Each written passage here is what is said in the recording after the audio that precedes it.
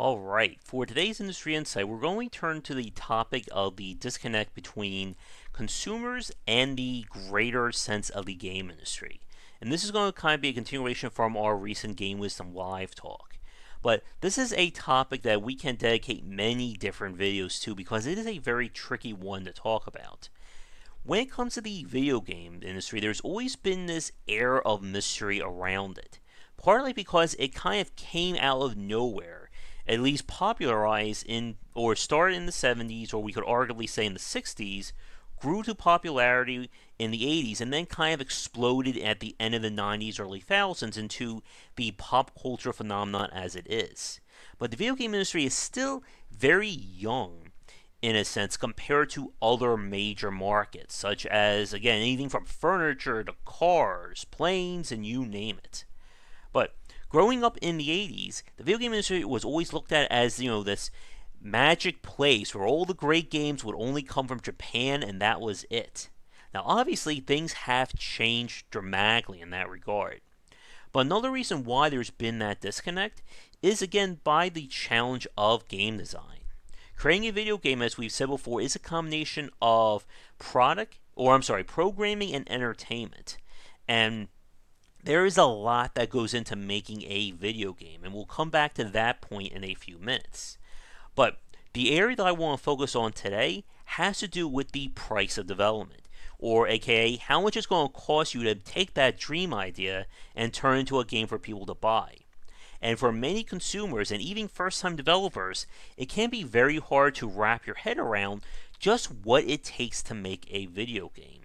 And this is an area where game design is very different from other commercial products and industries. Now, when it comes to any kind of product, as we said, from cars to video games, planes, trains, and automobiles, and so on, it can be different per industry. But there are three key areas that all products share. You have the design and pre-production stage, aka what it is I'm actually going to make, the manufacturing side, or I'm going to take this product and I'm going to make, again, as many copies as I need to sell, and then the distribution or shipping phase. I'm going to get this now to stores or just sell it directly to customers.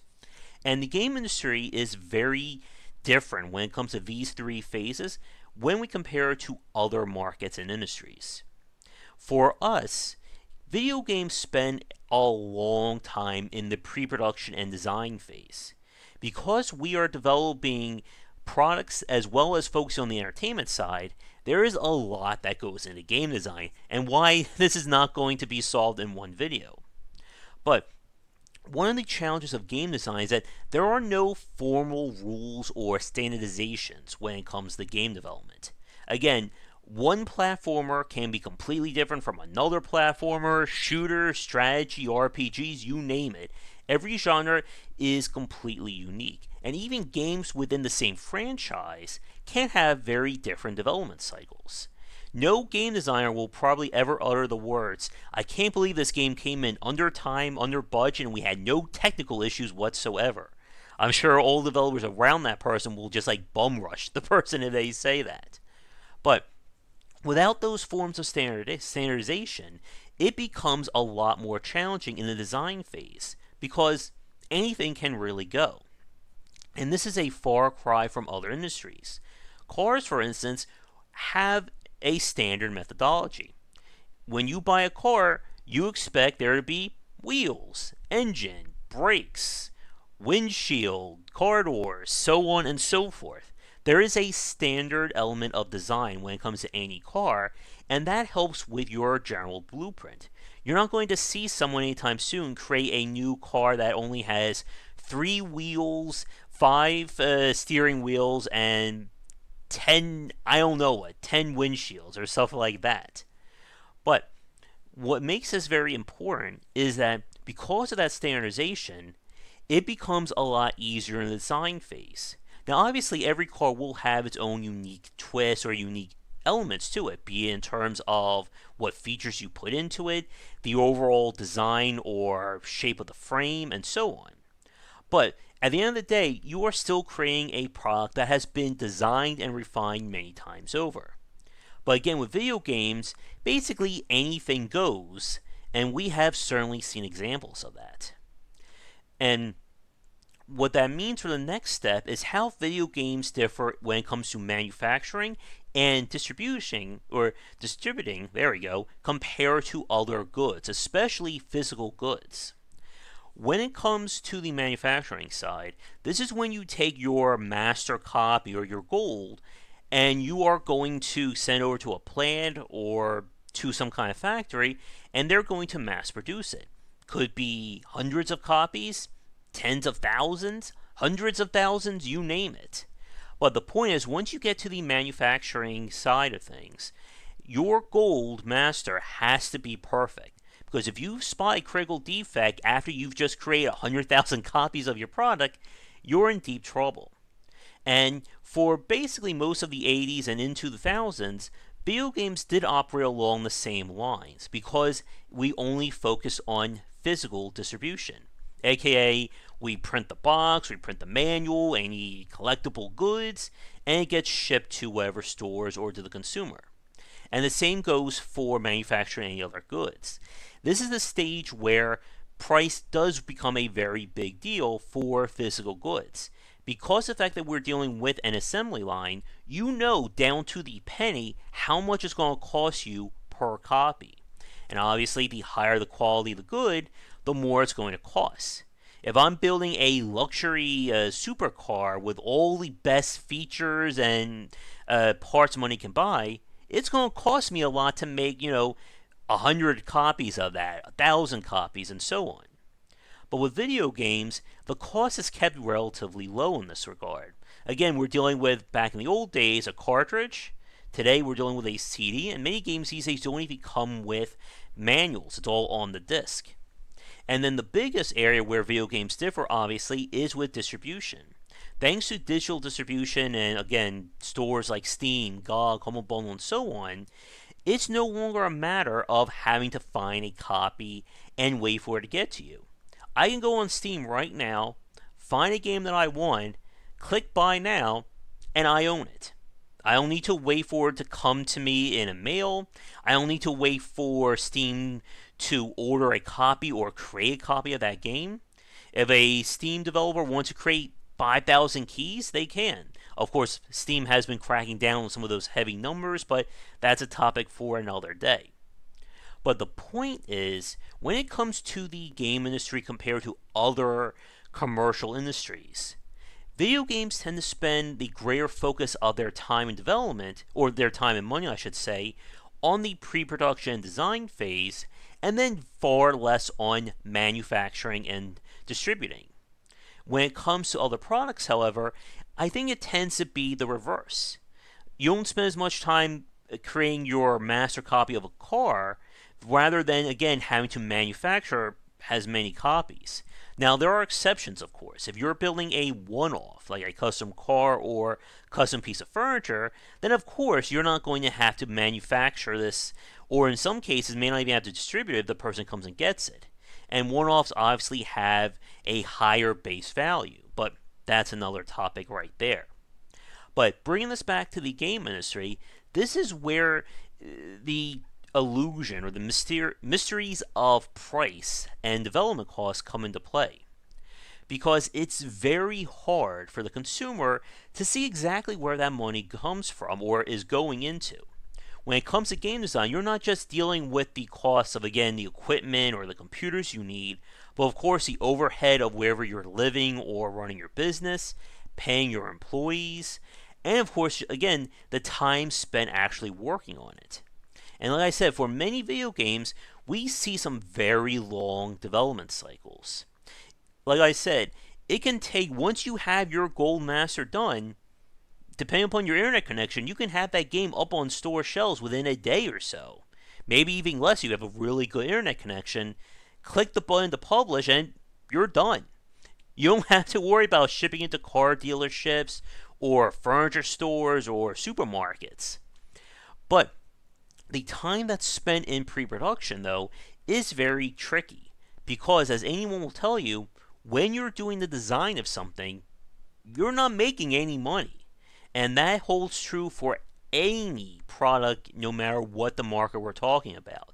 Until that copy, or until you start having copies on store shelves or available for purchase, you are losing money each and every day.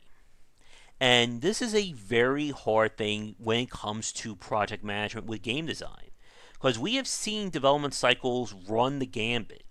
I've seen games where the developers will take 6 to 8 months to finish. We've seen 1 to 3 years. We've seen 5+ years on a single title. And it can be very tricky to manage that project, and more importantly, to still be able to turn a profit or even break even at the end of the day. And this is where things get very tricky when it comes to the perception of price. Like I said, when it comes to other goods, especially physical goods, you can see the quality in the good itself. If I go to a Lamborghini dealership or pick any supercar, you name it, it's very easy to see why this thing costs, hundreds of thousands of dollars in terms of what it has under the hood. If I go to a store and I'm buying a high quality, I don't know, again, pick any product you want, it's easy to see the time and the labor that went into it. But with a video game, it's very hard. And we're about 12 minutes in, or we're getting to hit 12 minutes in, and we haven't even brought up the idea of, again, what it means to price your video game, because that's easily another topic itself.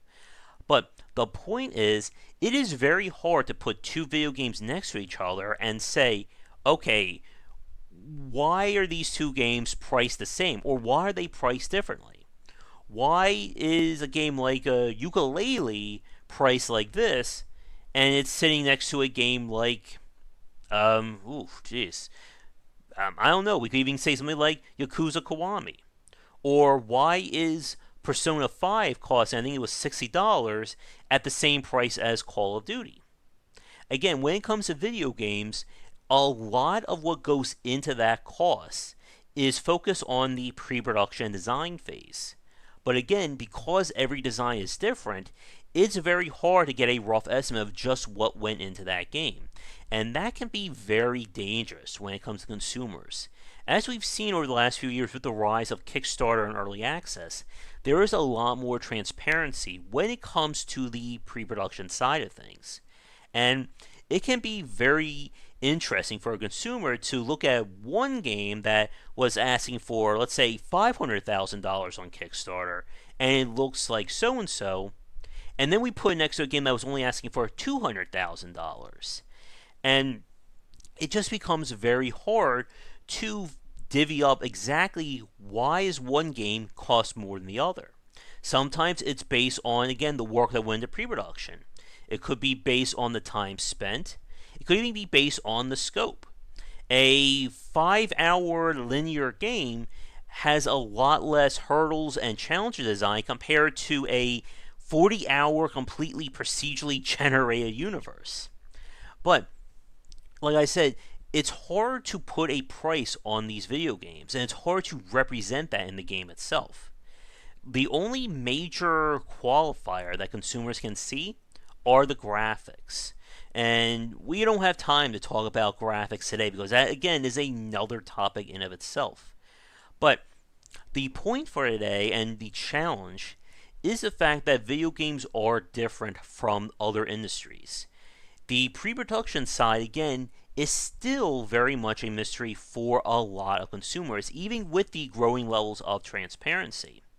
And because of the fact that there aren't any standard methodologies when it comes to game design, and this actually goes back to another topic we talked about, whenever you come up with a new video game, you are essentially starting at zero again, whether this is your second game or your 50th game. If you are creating a new game design that you haven't worked on before, or creating a completely new project, you are essentially starting back at zero again. And that can be great when it comes to creativity. Again, the platformer genre, just to take one for instance, has many, many different variations, from Bionic Commander, Super Meat Boy, Mario. Again, my mind is blank because there's so many we could bring up here. But again, the downside is that it becomes a lot harder and a lot more intensive during that pre-production stage. And so many things can go wrong when it comes to pre-production. We have talked about management issues, not estimating the cost properly, not estimating overhead, underselling your Kickstarter or your budget. You name it. There are many different ways for a game to fail. And for a lot of consumers, they can look at a game like, again, we could say anything from Destiny 2 to Overwatch, Mario, XCOM, you name it, and they'll say, well, these guys did this, why can't you do something equal or better? You raised $500,000 or $1,000,000, why can't you do something amazing like that? Or you'll have cases where people say, what? This is what your game looks like? We gave you $1.2 million. You can create something that looks as high def as, I don't know, again, Call of Duty or Battlefield 1 or anything like that. And that's where things get very tricky. Because no matter, and this is another important lesson, no matter how well you estimate the time and money it's going to take to make a project or make a video game, chances are you're always going to run over than that. And no matter how well you try to create like that little pie chart we see on Kickstarters that show where the funds are going to, chances are that things will change once we get started for real. Now, to wrap up today's industry insight, again, this is a problem that isn't going to go away anytime soon. As long as we are given, carte blanche when it comes to game design, it's going to be very hard to prove to people just what exactly you're doing behind the scenes. And this is why, when it comes to early access and Kickstarter, or anything where the consumer gets behind the scenes, it is important to keep those updates going, people. This is what we were talking about on previous podcasts and live discussions, but you want people to always have an idea that you are working, be it with daily updates, weekly updates, monthly updates, you name it. But once you've come up with an established plan for news announcements or just releasing press announcements like that, you have to keep to it. Because you don't want people to second guess yourself and say, oh, you haven't released an update in 3 months, so what the hell have you been doing? And once that thought gets in their heads, it can lead to a downward spiral of the public's reception for your game. Even all the more so, again, with the difficulty of explaining what just goes into the development of your game. And we could even bring this up even further, take this further, we're talking about the challenges of cutting or changing features. Because if you think it's hard enough to explain to a customer how much it costs to make your game, try explaining to them why you have to cut out a much needed feature, whether it's due to running out of money or it's just not fitting into your game. But that will have to be saved for another time. So thank you so much for watching today's Industry Insight. If you're new, be sure to like and subscribe to the channel. Check back for daily discussions on game design here and on Game Wisdom, where we examine the art and science of games. Thank you so much for watching this video. If you enjoyed it, be sure to like and subscribe to the channel and come back nightly around 10 Eastern for regular game streams. For a collection of my writings as well as weekly podcasts on game design topics, be sure to check out game-wisdom.com. You can follow me on Twitter at GWBicer for updates from me throughout the day. And be sure to check out our Patreon campaign. You can find us on Patreon under GWBicer for ways to not only support Game Wisdom, but you can get access to our Discord channel where we'll talk game design topics, as well as allow you to vote for our Saturday night grab bag stream. Once again, thank you so much for watching, and I hope you enjoy the next video here on the Game Wisdom YouTube channel.